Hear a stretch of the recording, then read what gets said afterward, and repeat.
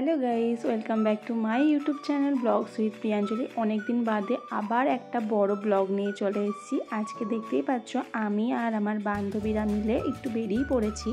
আর আমরা সবাই মিলে যাচ্ছি নাচের সার্টিফিকেট আনতে। সেটা হচ্ছে কৃষ্ণনগরে হচ্ছে, তাই আমরা সবাই মিলে টোটো করে বেরিয়ে পড়েছি। চলে এসেছি কৃষ্ণনগরে বঙ্গীয় সঙ্গীত পরিষদ নদিয়া জেলার সমাবর্তন উৎসব, যেটা হচ্ছে রবীন্দ্র ভবনে।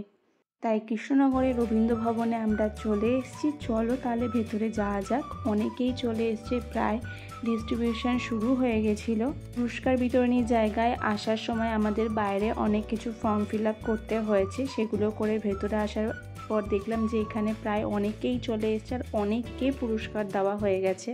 ও তোমাদেরকে তো বলাই হয়নি যে আমি এবছর 7th ইয়ার কমপ্লিট করলাম কত্থকে, তাই সেটার সার্টিফিকেট কৃষ্ণনগরে দেওয়া হয়েছিল। আর আমি বঙ্গীয় সঙ্গীত পরিষদ থেকে নাচের এই পরীক্ষাটা দিয়েছি।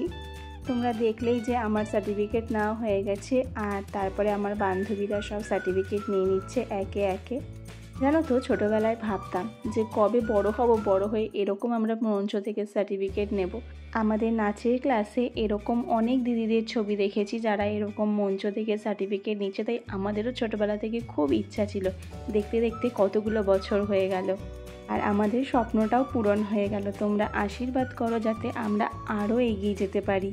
তারপরে সবার সার্টিফিকেট নেওয়া হয়ে গেছে, আর এখন দেখো অডিটোরিয়ামটা পুরো ফাঁকা হয়ে গেছে। এখানে আমরা কিছুক্ষণ দাঁড়িয়ে ছবি তুলে নিলাম। তারপরে এখন আমরা কৃষ্ণনগরের রবীন্দ্র ভবনকে টাটা বাই বাই জানিয়ে আমরা এখন বাড়ির উদ্দেশ্যে বেরিয়ে পড়েছি।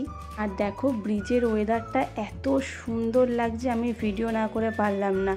জানো তো, আমার না পেছনে এরকম বড় বড় লরি যেতে দেখলে না খুব ভয় লাগে। তোমাদের কার কার লাগে গো, কমেন্ট করে জানাও তো। চলো তাহলে আজকের ভিডিওটা এখানেই শেষ করছি। দেখা আছে নতুন আবার কোনো ব্লগে। ভিডিওটি ভালো লাগলে অবশ্যই like, comment, share and subscribe করতে কিন্তু ভুলবে না। চলো টাটা।